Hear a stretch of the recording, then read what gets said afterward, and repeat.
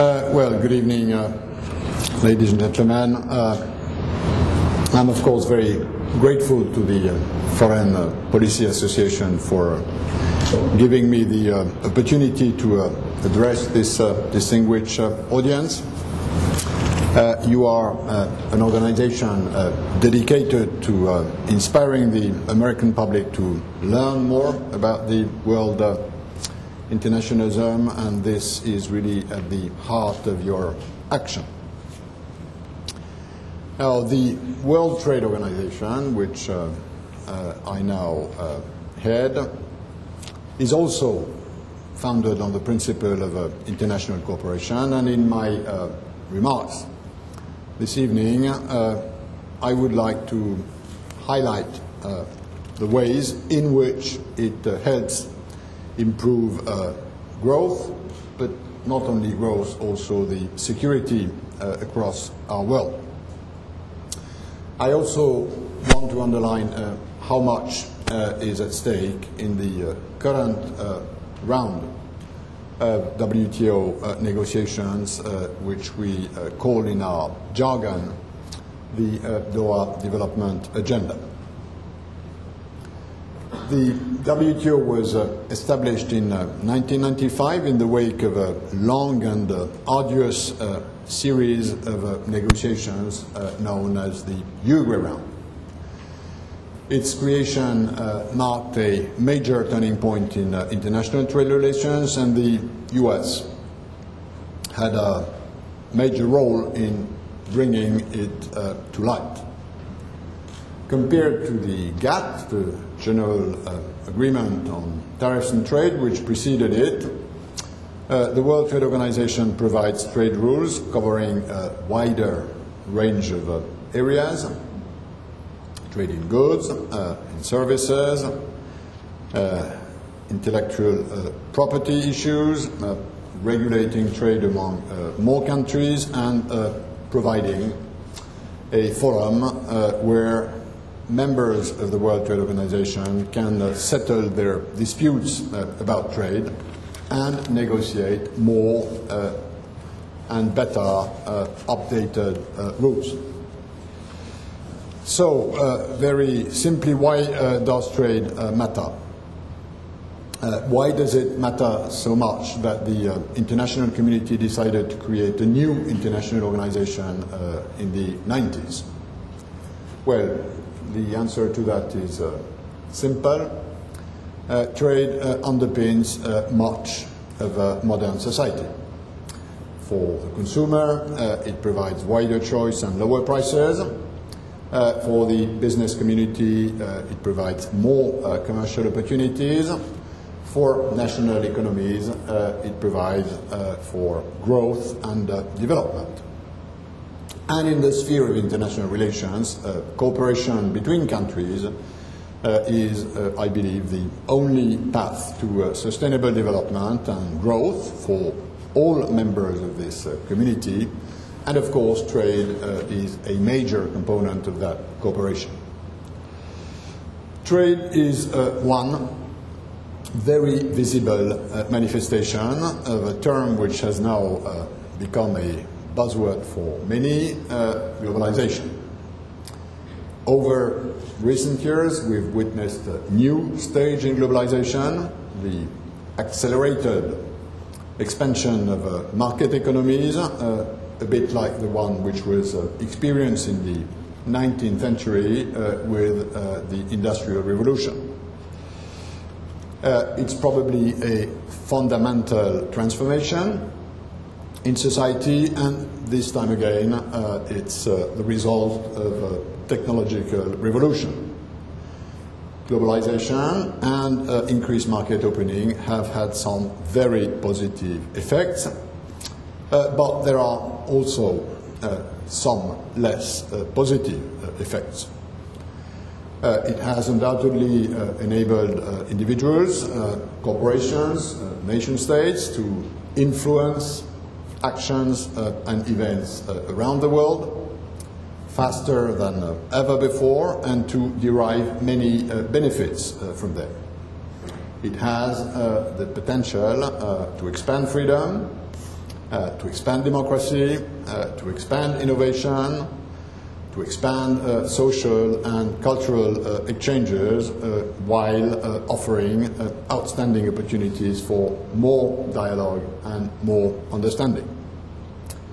But the global nature of an increasing number of worrisome phenomena, scarcity of energy resources, deterioration of the environment and natural disasters, the spread of pandemics, the growing and sometimes extremely volatile interdependence of economies and financial markets, migratory movements provoked by insecurity, by poverty, or by political instability are also products of globalization.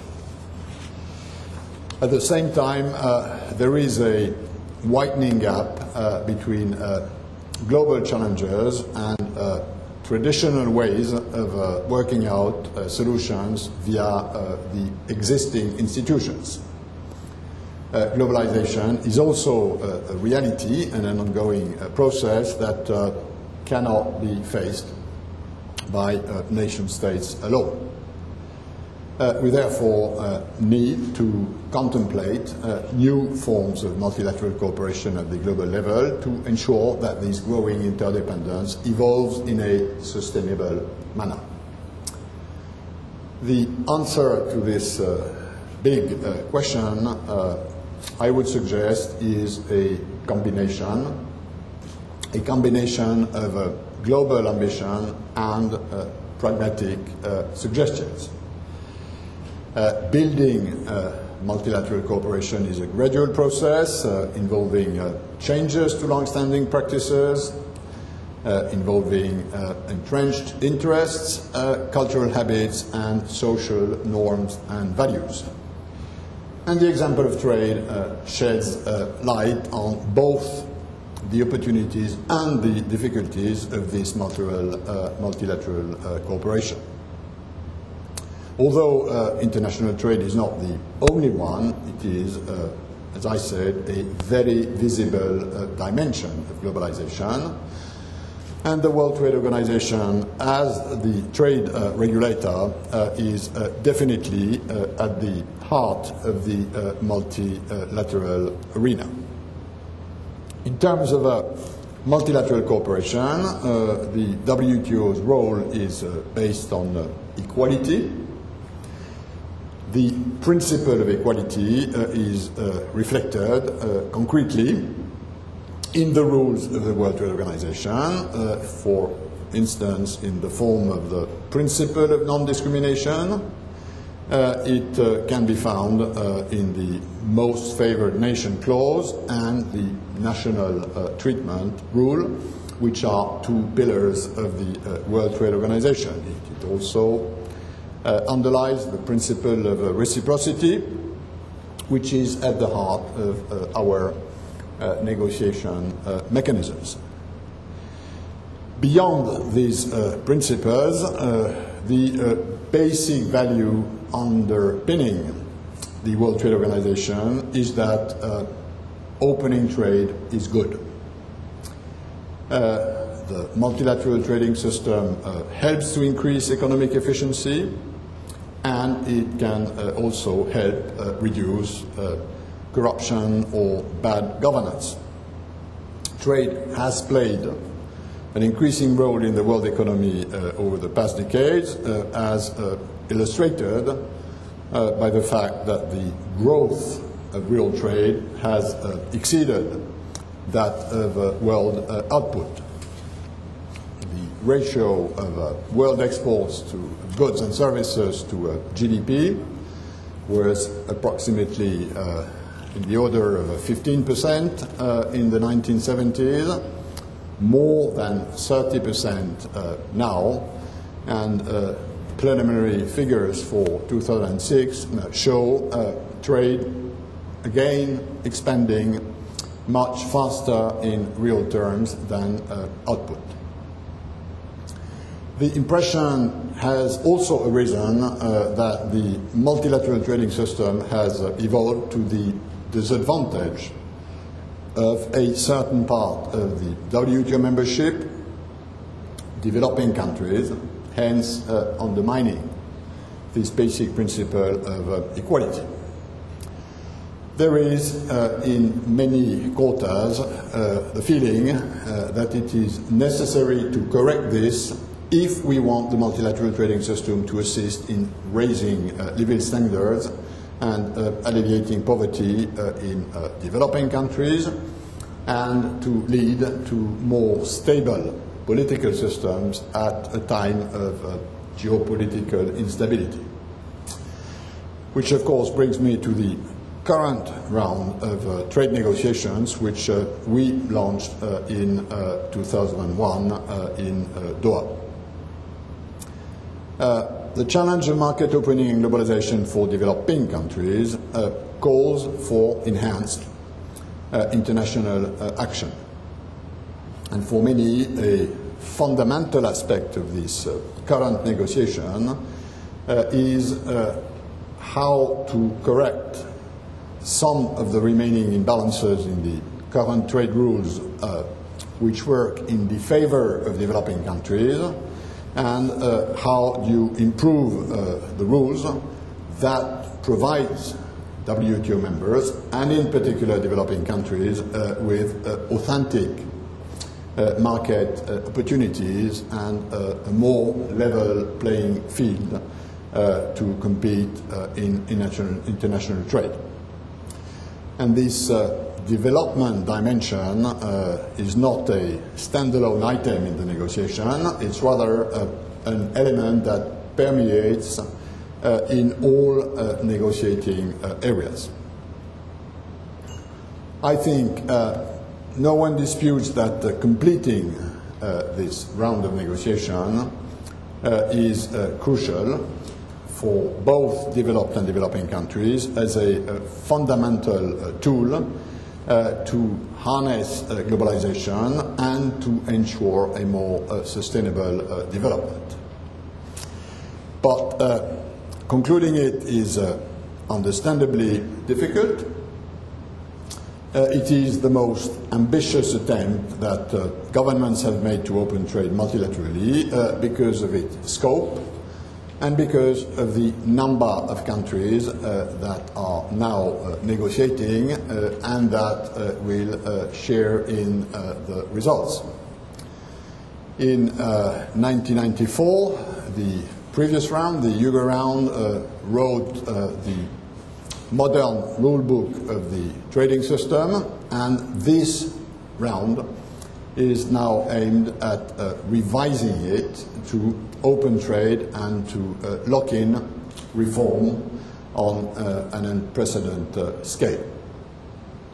Now, so why are these Doha negotiations more difficult, more protracted than expected? Some people believe it's because there's no business interest. Some say because there's too much media interest. Others say it's because of lack of leadership. Others say it's because of NGO opposition. In my view, the reason why the current negotiations are so difficult is because this negotiation aims at a higher level of ambition than previous rounds. It's deeper, it's larger, and it wishes to be fairer across the board. It therefore presents political complexities for all participants, mostly under the form of domestic constituency political difficulties, and it will take, like any negotiation of this size, some political courage to bridge the gaps that still remain among the key players. I just said it's deeper. Well, it's deeper because of the level of reductions on subsidies and import tariffs, which are already on the table of the negotiation and which are roughly at least a double of the previous round. Developed countries are asked to reduce their agriculture subsidies and to open their markets to exports from other countries. Some developing countries, for the first time in the history of trade negotiations, are also asked to reduce some of their import tariffs on industrial products in order to facilitate trade both in the direction and from developed and other developing countries. We've moved in this negotiation from cutting tariffs according to averages, which was the old technology which was used in the previous rounds, and which allowed countries to protect tariffs on the specific products. Of course, if you have to decrease your import tariffs with an average, the natural tendency is to reduce them where you don't have much trade and to keep them where you have much imports. So we moved from this ancient and probably obsolete technology to a new technology for reducing tariff, and this technology cuts high tariffs more than lower tariffs, and of course the impact on trade is, in terms of opening trade, is all the bigger that you reduce high tariffs more than low tariffs. The end results, if we get there, should be impressive. For example, the highest agricultural tariffs for developed countries would be down by 60 to 70% compared to a 35% average during the previous multilateral rounds of trade negotiations.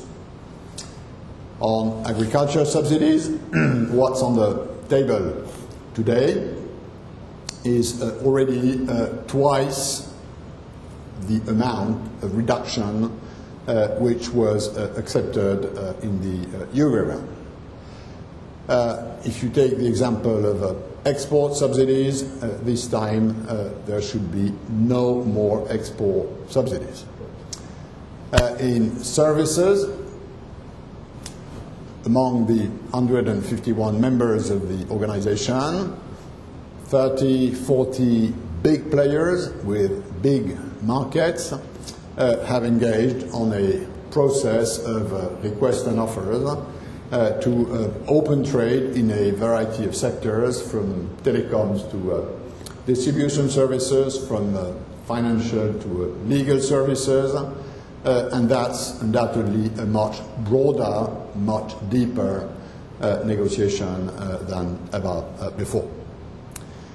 So it's deeper, it's also larger, and it's larger because we've included in the agenda of the negotiation new issues in the WTO edifice, such as, for instance, trade facilitation, which I recognize is a pretty jargonic denomination, but it's a crucial issue for business because it tackles day-to-day problems such as customs procedures, transit of goods, and a number of bureaucratic border requirements. And a successful conclusion of negotiations about new disciplines on trade facilitation will make a very significant contribution towards lowering transaction costs in trade, particularly important for small and medium enterprises. If the time it takes to clear a container through a border is 3 weeks, that's sometimes much more important than a 5, 10, 15% tariff. So it's deeper, it's larger, and not least, it has to be fairer. fairer because this round will not only remove obstacles to trade, will not only improve the level playing field, but it will make the development dimension more central to the system. And, for instance, it's already been agreed that developing countries will have to give fewer concessions than developed countries, even if among developing countries, China, India, Brazil, South Africa cannot now be put in the same category than the 50 least developed countries of this planet. They nevertheless will benefit from special and differential treatment with specific flexibilities, whether this is in agricultural market opening or whether this is about market opening in manufacturers or services. There will be, as a special and differential treatment in favor of least developed countries, a duty-free, quota-free access for most of their products to exceed in developed and in a number of emerging developing countries' market. Small and vulnerable economies, islands, landlocked economies will also benefit from specific flexibilities. So, all in all, we also take into account the fact that the contribution to world trade and the benefits to be derived from the expansion of world trade do not materialize the same way depending on the size, the location, and the respective advantages or handicaps of a country.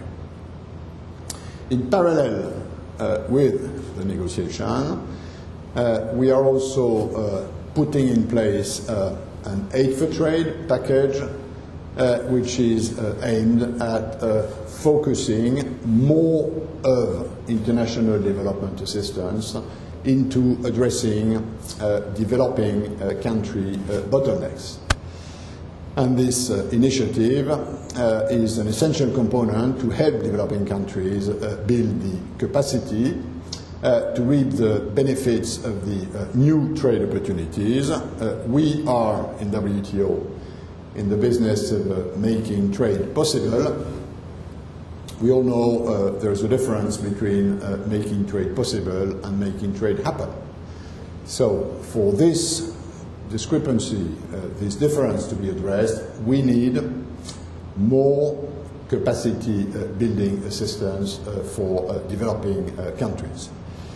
And it will also help provide support towards adjustment costs that developing countries will incur as a result of further trade opening through the negotiation. So this aid for trade component, which is a new feature in the activities of the World Trade Organization, not that we will transform the World Trade Organization into a development agency, but we've been saddled with the role of coordinating, monitoring, evaluating, and mobilizing more of this international development assistance as a complement to the negotiation, and of course not as a substitute to an ambitious outcome of the round for developing countries. At the time of the creation of the WTO, a key element of the new organization in the eyes of its founding fathers, including, by the way, the US, was the dispute settlement system. This peaceful means of settling disputes became enforceable under the WTO, underscoring the rule of law and making the trading system more secure and more predictable. The high level of recourse to the dispute settlement system, we've had around 400 complaints in 10 years is testimony to the confidence that WTO members have in the ability of the dispute settlement system to deliver effective rules-based outcome on their trade disputes. And it's generally acknowledged that overall the system has functioned extremely well so far.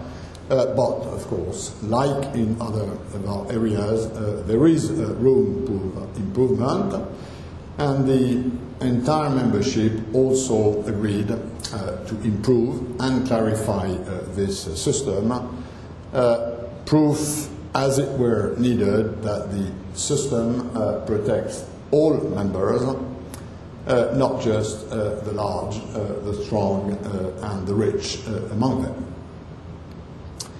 Now, what remains to be done? Well, what remains to be done to conclude this negotiation is, in my view, quite modest if you compare it to what's already on the table. The quantum of trade opening, which is already on the table, represents 2 or 3 times what was achieved in the previous negotiation.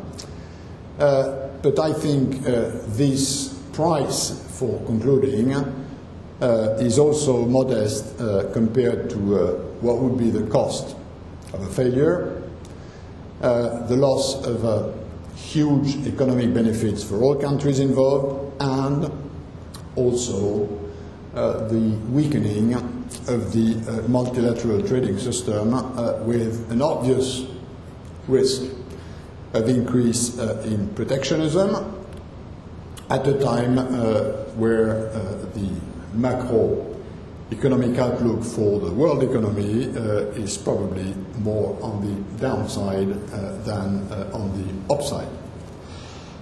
And I do not think anyone with an interest in international affairs needs reminding where protectionism has led the world in the past. So it's useful to try and put the concessions needed to conclude this negotiation into their proper perspective. For example, reaching an agreement on subsidies depends on a few additional concessions from the US, which are equivalent to less than a week's worth of transatlantic trade. It also depends on a handful of percentage reductions in the highest agricultural tariffs from EU or Japan. It also depends on a handful of additional percentage reductions in the highest industrial tariffs by emerging economies such as Brazil, China, India, who will have to implement these concessions if agreed, not overnight, but over a transition period of several years to leave space for a smooth adjustment. Although it's not alone in being solicited to make large concessions, but marginally higher concessions than what they've already made, to get a deal on the round, there is a perception in the US that a lot is being requested of it. Whether this perception is right or not, the reality is that the US stand to gain a lot from such an agreement. It remains the world's richest economy. It remains a major architect of the multilateral trading system. It remains one of the most open economies on this planet. So its strategic interest is to make sure that other economies are just as open. Which is why I believe that a credible and effective multilateral trading system is not the sort of optional extra for the US. It is an irreplaceable insurance policy against protectionism, against protectionist surges, both at home and abroad. And we know that if they would materialize, these protectionist surges could very severely damage the dynamism of the US economy in the future.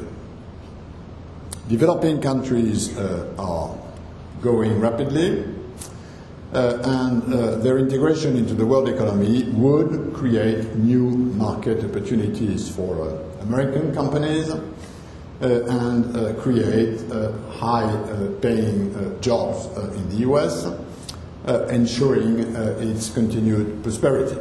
As we all know, jobs which are on the export side of the US economy are, on average, paying sort of 20% more than others.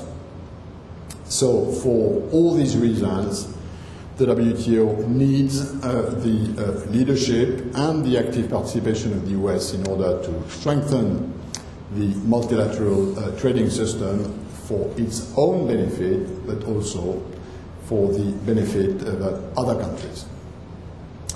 Strengthening the multilateral trading system is, at the end, the very point of this negotiation. The WTO rulebook, although not very old, needs updating. The world is now moving at an increasingly fast pace, and globalization is forging ahead. Every country is feeling the impact of this, and the World Trade Organization can help harness this impact and ensure, again, that a maximum of benefits can be reaped from efficiency gains that stem from international trade. But to do that, the system needs to move with the times, and the only way to do that is to conclude this negotiation rapidly, ambitiously, in line with the mandates that governments have signed up, so that post this round we can keep addressing new obstacles to trade which are appearing every day because of the evolution of social, cultural needs, also sometimes because of the cleverness of domestic trade regulators. You will all have seen in the news that the negotiations are at a critical stage. On the principle that bad news sell better than good news, there is no shortage of stories in the media about looming failures. I'm here to tell you that those stories are, as of today, far from the truth. They can only come true if apathy or indifference win over commitment and courage. The reasons why the US advocated a strong multilateral trading system are even stronger today than they were 60 years ago when they were among the founding fathers of the GATT. The needs for the advances promised by this negotiation is even stronger 6 years after we started this negotiation than in 2001. And the importance of US leadership in this great effort of international corporations remains and will remain absolutely vital. I want to tell you in conclusion that I value very highly the strenuous efforts that the US administration has been putting into reaching an agreement in these negotiations. I was in Washington for the last 3 days, and I spent quite a lot of time, as usual, on the Hill because of the specific role that Congress plays in the US trade policy. And I also want to express my gratitude to all those in Congress and also in the private sector who continue to stand up for an open multilateral trading system. I think those of you who care about international relations, and I'm coming back to my initial point, those of you who are in this business, who care about this, need to make sure that the round concludes. If we were to fail to conclude this round, it wouldn't just be a failure for the World Trade Organization. I think it would be a failure for the world community as a whole. On the other hand, if we succeed, which I now believe is doable, it will light a beacon of hope that this world can work together to overcome a number of its divisions in the interest of the planet as a whole. Thank you.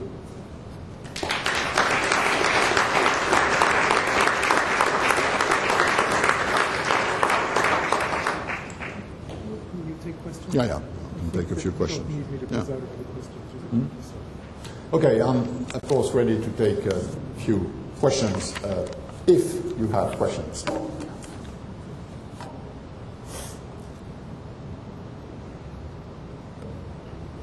There are microphones available.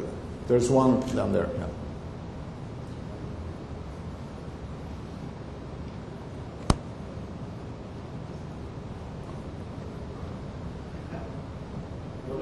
Issues that every leader of the WTO will have to face is the issue of the bananas with the European Union and the United States. The issue of what? Bananas. Oh, bananas. Yeah. Do you think that the protection will be one day broken? And what the consequences for ACP projects if the bananas are no longer protected by the European Union? Bananas. That's one of the charms of being in trade, is that it's always very concrete. It's about bananas, it's about meat, it's about scrap metal, it's about steel, it's about cars, footwear, textiles. Although on the topic of bananas, I have to be very prudent in my public statements, because there is a litigation going on within the dispute settlement system. And as WTO DG, I sometimes run part of these disputes on a procedural ground. For instance, when I designate myself the panelists which will judge in the first instance, I have to remain extremely neutral. So, this banana issue has been going on for, 25 years, and it started when the European Union decided that internal borders should disappear. The previous regime was that various members of the European Union had a trade relationship with former colonies which were sort of bilateral. France was importing at specific conditions bananas from West Africa. Spain was importing bananas from other parts of the world. And when they had to remove all their border controls, when they had to create this internal market, the EU was obliged to create a specific regime of preferences that allowed previous providers of banana to penetrate the EU market. And the European Union did this at the time with a specific trade regime which would give a specific advantage to these previous colonies as compared to other providers of bananas, such as a number of Central American or Latin American countries. This specific regime of preferences was contested by countries like Ecuador, Panama, Honduras, on the grounds that it was an unfair discrimination. And the whole stories of litigation, which most of the time were between EU and US, although US does not produce a single kilo of bananas, and although the production of bananas in the European Union has shrunk to a very, very minimal proportion, mostly in Caribbean, French islands, and in Portuguese and Spanish islands in the Atlantic, this dispute has been going on and on and on. The likely outcome is that if the EU succeeds in switching its framework of trade agreements with African, Caribbean and Pacific countries into free trade-like agreements, then there will be no problem because in WTO you're allowed to contract bilateral obligations that discriminate against the most favored nation principles, provided these deals are cleared by the rest of the membership. And this is where the leverage of Latin American and Central American countries starts, and they basically put as a condition for this specific ACP regime to be WTO compliant, they put as a condition that the MFN tariff on bananas is reduced. This MFN tariff on bananas was increased recently by the Europeans because they switched their system from a quota system where each country had an export quota into the European Union, into a tariff-only system where countries compete for access to the European market with a single tariff. So there is a dispute today as to how much, when should this MFN tariff be reduced, which of course pictures in some way ACP producing countries against Latin American and Caribbean and Central American countries. The ACP producers want to keep the difference in preference which results from the difference between the tariff MFN and their own relatively free access, and the Latin American and Central American producers want to compete on what they believe would be a more level playing field if the tariff was reduced. So that's the terms of the disputes. I cannot go much further in who's right, who's wrong, who will win, who will lose, what sort of a compromise might be possible at the end of the day. Suffice it to say that among ACP countries, some have become relatively competitive in banana production, hence in banana trade,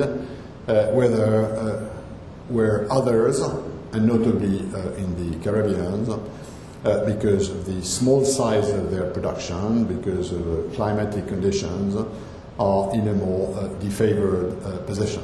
So the banana saga will still be there for some time in the World Trade Organization, but the multilateral trade agreement negotiations is one of the occasions to move in the resolution of this dispute, because the Europeans will have anyhow as a result of this negotiation on agricultural tariff reduction, to reduce their tariff on bananas.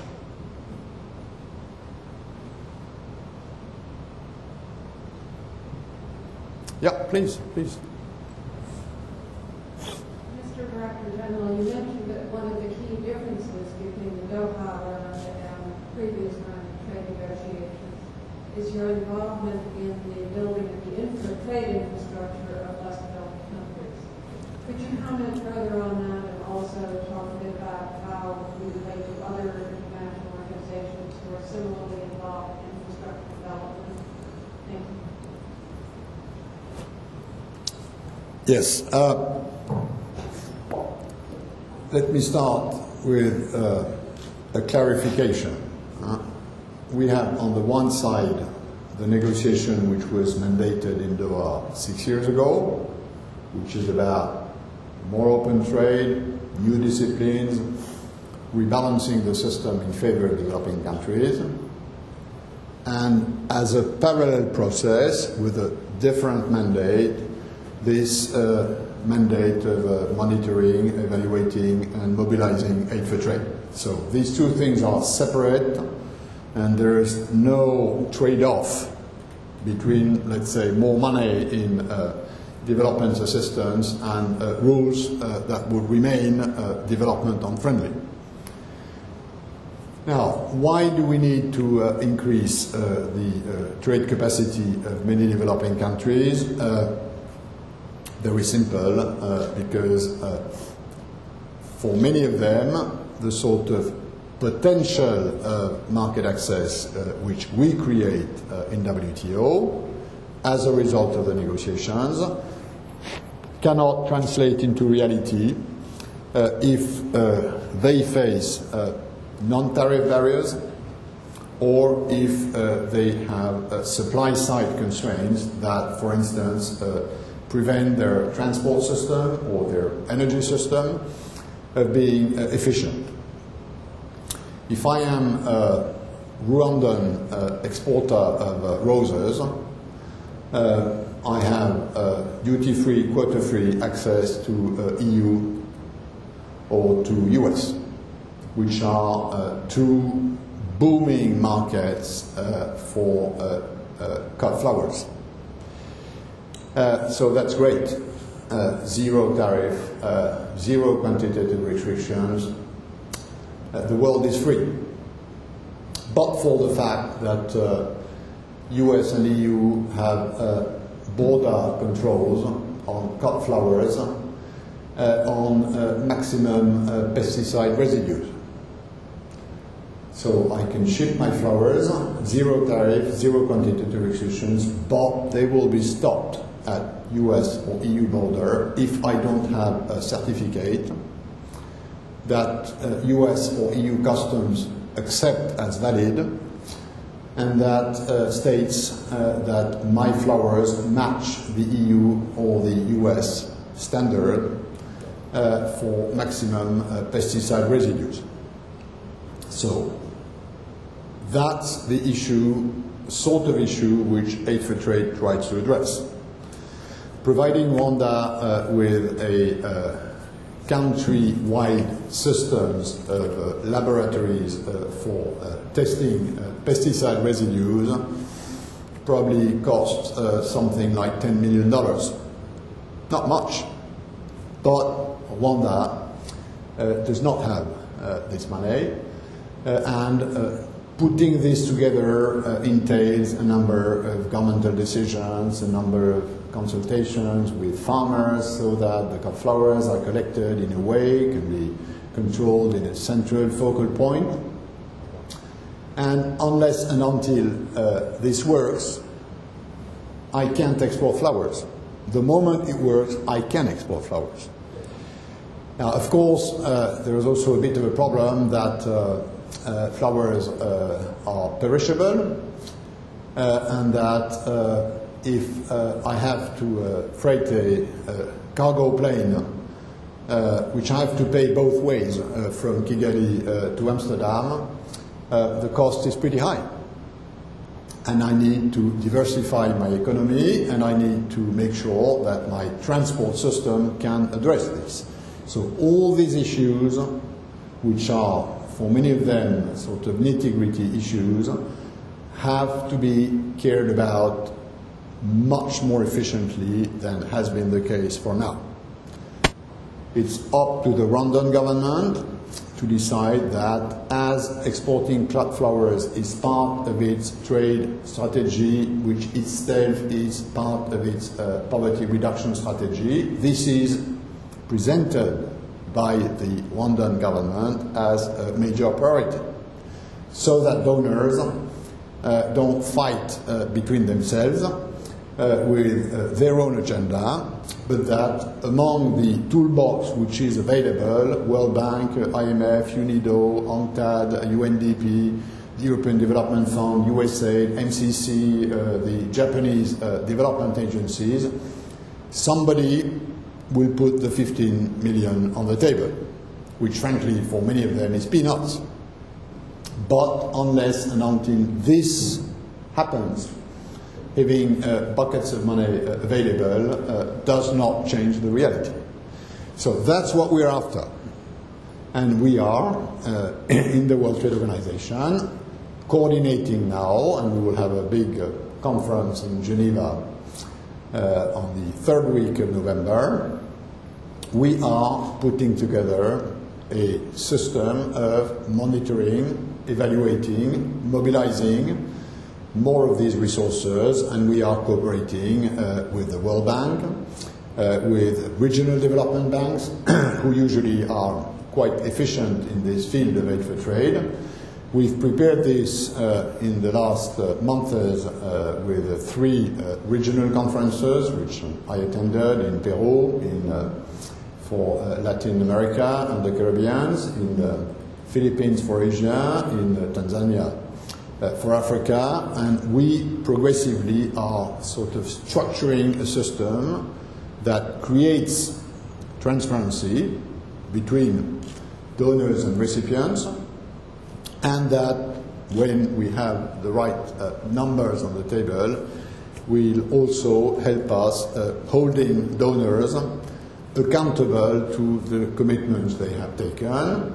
They have taken, since the G8 summit in Lineagle, roughly a commitment to double aid for trade between 2005 and 2010. We just want this to happen, and we want to make sure that the sort of tradition that you package and repackage and re-repackage development assistance commitments, this time is precisely assessed, controlled, and delivered.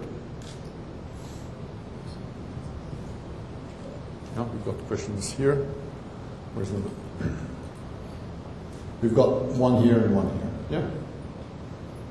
Could you please comment on the impact on world trade of manipulating exchange rates, and also about cartels, specifically the oil cartel, and its impact on the industrialized nations and international trade?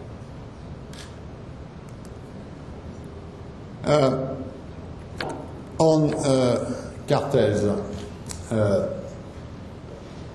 there is no such thing in the international system,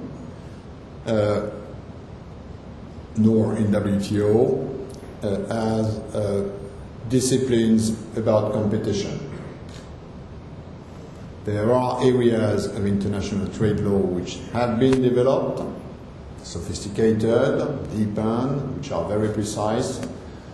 On competition, there is no internationally agreed rule about competition. There were several attempts to insert this into trade negotiations, and until now they've always failed. So cartels are outside the reach of WTO regulation.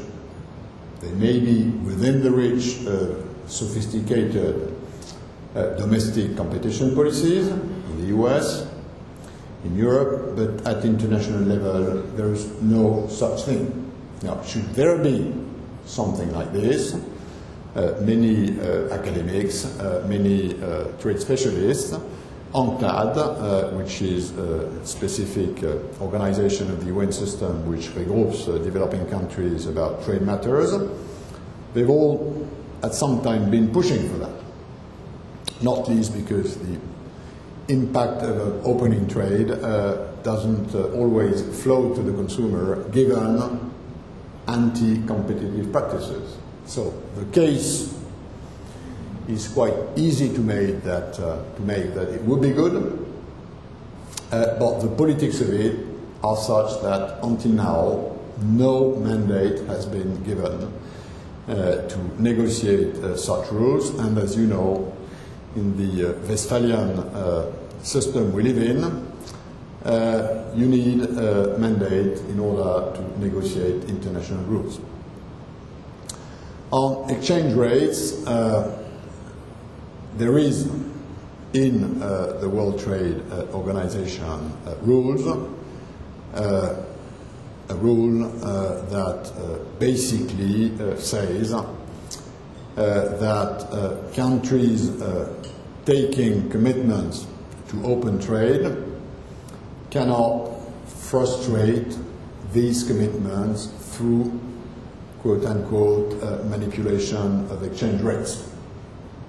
This dates from the very origin of the GATT at a time where coherence between trade, currency matters, even social matters. If you take the defunct International Trade Organization, which did not see the light of day and which was replaced at the time of the GATT, so that's a rule which we have.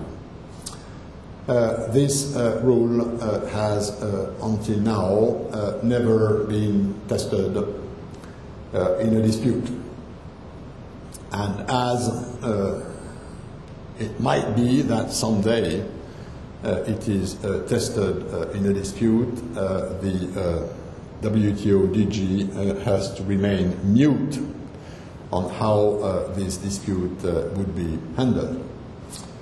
But in terms of day-to-day surveillance of the exchange rate system, the postal address is IMF Washington DC and not WTO Geneva Switzerland.